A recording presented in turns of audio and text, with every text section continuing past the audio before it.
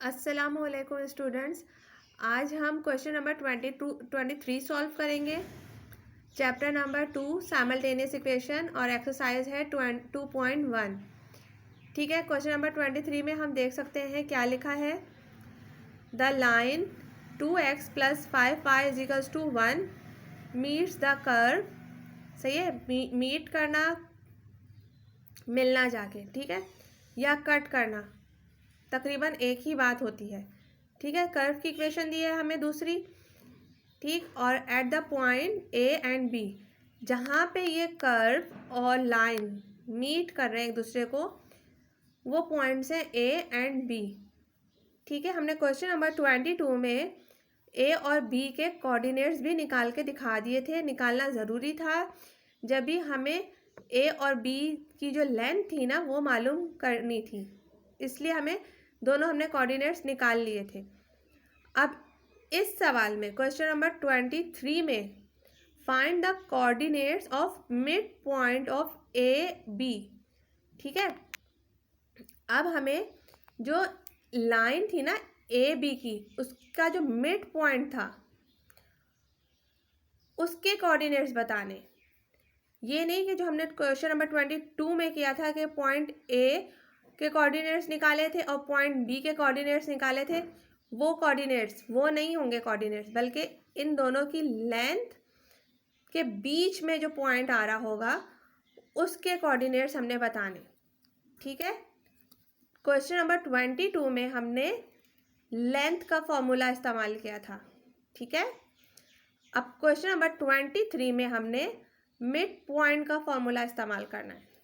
ठीक है, ये छोटी छोटी बातें हैं जो हमें पेपर में याद रखनी पड़ती हैं। अब इसको किस तरह से सॉल्व करेंगे ये देखते हैं।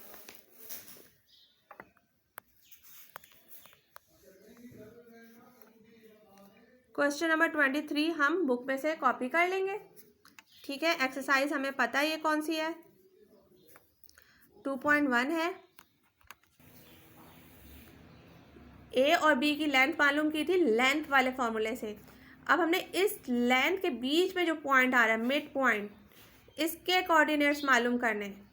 ठीक है, तो अब हम यहाँ पे मिड पॉइंट फॉर्मूला यूज़ करेंगे, लेकिन अभी इन दोनों इक्वेशंस को हम साइमल्टेनियसली सॉल्व करेंगे। इसमें से हम इक्वेशन नंबर 1 में से हम वैल्यू निकाल लेते हैं in term of y, x की वैल्यू निकाल लेते हैं। तो 1 - 5y, ये 5y यहाँ पे प्लस था, तो जब राइट साइड पे जाएगा तो माइनस में हो जाएगा। ठीक है, ये हमने वैल्यू निकाली। अब हमने इसको सब्स्टिट्यूट करा देना है इक्वेशन नंबर 2 में। In equation number 2, equation number 2 क्या है, x², जहाँ पे x है वहाँ हमें इसकी वैल्यू सब्स्टिट्यूट करानी। अच्छा, यहाँ पे हमने x की वैल्यू कैसे निकालनी है, इसको 2 यहाँ पे मल्टीप्लाई हो रहा है, वो भी हम इधर राइट साइड पे जाके डिवाइड करेंगे। तो x की वैल्यू आ जाएगी 1 - 5x, 5y बल्कि, डिवाइडेड बाय 2, ये है वैल्यू। ठीक है, अच्छा, जहाँ जहाँ x है इक्वेशन नंबर 2 में, वहाँ वहाँ हमने x की वैल्यू सब्स्टिट्यूट करानी। x की वैल्यू क्या, 1 - 5y/2।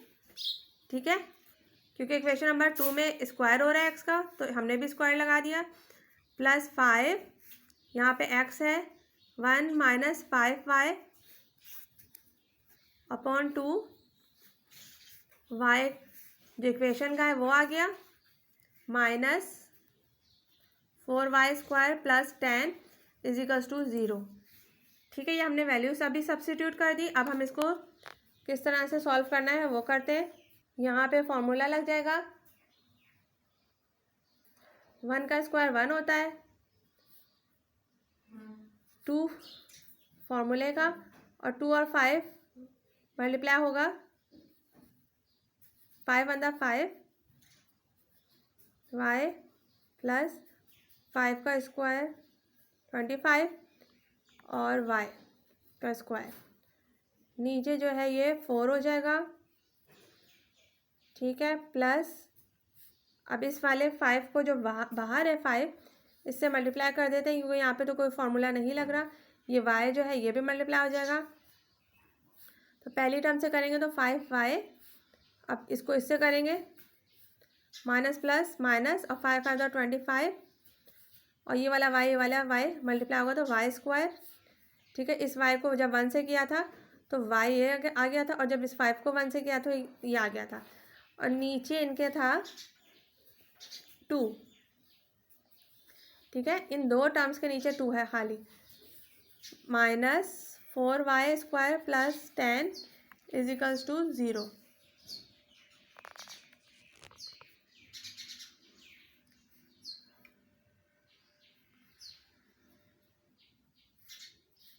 टू 5 10 हो जाएगा। ठीक है, प्लस 25y स्क्वायर ऐसे ही आ गया, प्लस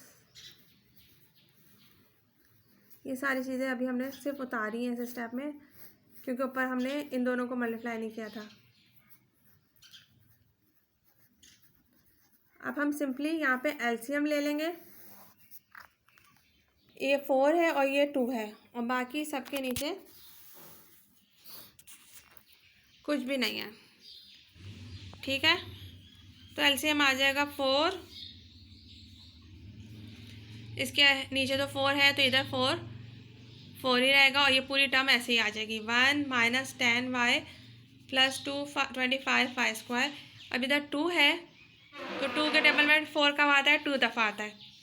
सही है, तो ये पूरी ये ऊपर वाली जो दोनों टर्म्स हैं ये 2 से मल्टीप्लाई हो जाएंगी।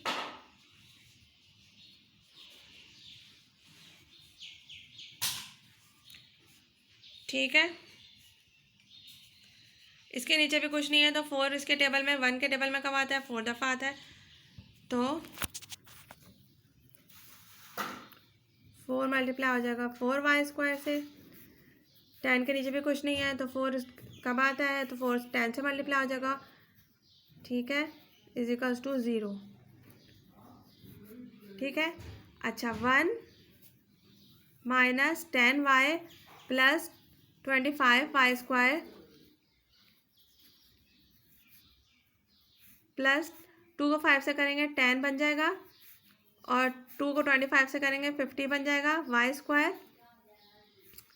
4 4 16y square plus 40 is equals to 0, और ये जो नीचे 4 था ये चला गया 0 के पास, मल्टीप्लाई हो गया तो 0 बन गया। ठीक है, अब हमने इस पूरी इक्वेशन को सिंपली जो y स्क्वायर वाली टर्म्स हैं उनको एक साथ लिख लेना है। ठीक है, एक ये हो गई, एक ये हो गई, एक ये हो गई, और y वाली टर्म्स को एक साथ लिख लेना है। वैसे y वाली टर्म हमें यहीं पे नज़र आ रही है माइनस 10y प्लस 10y, ये यहाँ पे कैंसिल हो जाएगा। ठीक है, और y वाली और कोई भी टर्म हमें नज़र नहीं आ रही। ठीक है, तो बचा 40 और 1, तो ये दोनों प्लस हो रहे हैं तो 41 हो जाएगा इज इक्वल्स टू 0। अच्छा, अब इनको हमने क्या करना है वो हम देख लेते हैं। इनको हमने पहले हम इन तीनों को प्लस माइनस करेंगे, ये दोनों माइनस हो रहे हैं, माइनस माइनस प्लस। ठीक है, ये दोनों प्लस हो जाएंगे तो बन जाएगा 66, लेकिन साइन हमेशा बड़े का आएगा। 66y square plus 41 is equals to 0, और ये 25 अभी इस तरह उतर आएगा, कॉपी हो जाएगा। अब ये प्लस है ये माइनस है, प्लस माइनस माइनस करेंगे माइनस, और साइन भी बड़े नंबर का आएगा। तो जब 66 में से 25 माइनस करेंगे तो 6 में से 5 माइनस करेंगे 1, 6 में से 2 माइनस करेंगे 4, तो ये आ गया 41 प्लस 41 इज इक्वल्स टू 0। ठीक है, साइन माइनस का आ गया। अब y स्क्वायर है इसके साथ और इसके साथ कुछ भी नहीं है। ठीक है, वरना ये आपस में कैंसिल हो जाता है अगर इधर y स्क्वायर ना होता। खैर, अभी हमने y स्क्वायर इधर लिखा, और ये 41 उधर चला जाएगा, माइनस में हो जाएगा, और क्योंकि ये मल्टीप्लाई हो रहा है इधर 41 के साथ आके डिवाइड हो जाएगा। तो y स्क्वायर ये माइनस से माइनस कैंसिल हो जाएगा, 41 से 41 तो 1 बच जाएगा। तो y स्क्वायर आ रहा है 1। ठीक है,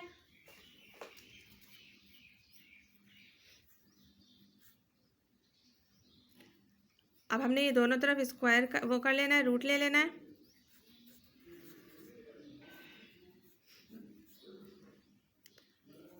वन का रूट लेंगे तो क्या हो जाएगा, ये कैंसिल हो गया। y is equals to plus minus one. Y की दो वैल्यूज़ आ गई, ठीक है, ये रेडिकल हटेगा तो प्लस माइनस वन बन जाएगा। ठीक, अब हमने इस वैल्यू को सिंपली, दो वैल्यूज़ हैं, इनको सब्स्टिट्यूट करा देना है।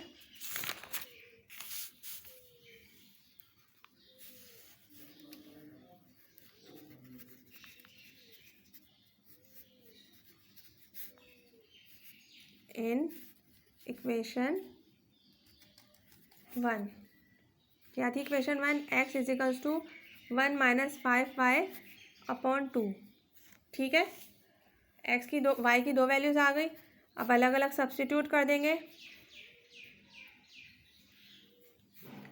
एक वैल्यू आई है 1 और एक वैल्यू आ गई है -1।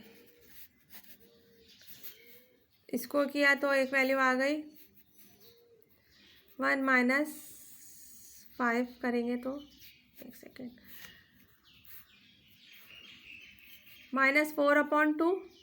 ठीक है, अब इसको आगे करते हैं, 2 वन दा 2, 2 टू दा 4, तो -2।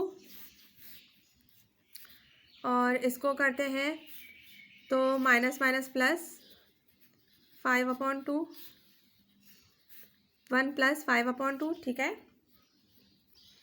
6 अपॉन 2 बन जाएगा। 2 वन दा 2, 2 थ्री दा 6। एक वैल्यू आ गई -2 और एक वैल्यू आ गई 3। ठीक है, अब हमने क्या मालूम करना है, so points are A is equals to आ गए -2 और 1 and B is equals to 3 और -1। ठीक है, 3 इसलिए आया था क्योंकि -1 रखी थी वैल्यू, और -2 इसलिए आया था क्योंकि इधर हमने 1 रखी थी। ठीक है, अब हमने क्या करना है, लेंथ मालूम करनी होती तो लेंथ का फॉर्मूला लगाते हैं, लेकिन हमें लेंथ नहीं मालूम करनी, हमें मालूम करना है मिड पॉइंट। ठीक है, ये जो लाइन है ना ए बी, इसका मिड पॉइंट मालूम करना है। ठीक है, अब हमने मिड पॉइंट का फॉर्मूला लिखा, क्या होता है, mid point is equals to M होता है x1 plus x2 upon 2 comma y1 plus y2 upon 2। ठीक है, बीच में कॉमा आएगा, लेंथ के फॉर्मूले में प्लस का साइन आ रहा था। ये सारी चीज़ें हमें छोटी छोटी ध्यान में रखनी है। ठीक है, मिड पॉइंट था, ये हो गया फॉर्मूला, ये फॉर्मूला हमें याद करना है। ठीक है, अच्छा, x1 क्या था, -2, x2 क्या था 3, ये प्लस हो रहे हैं आपस में,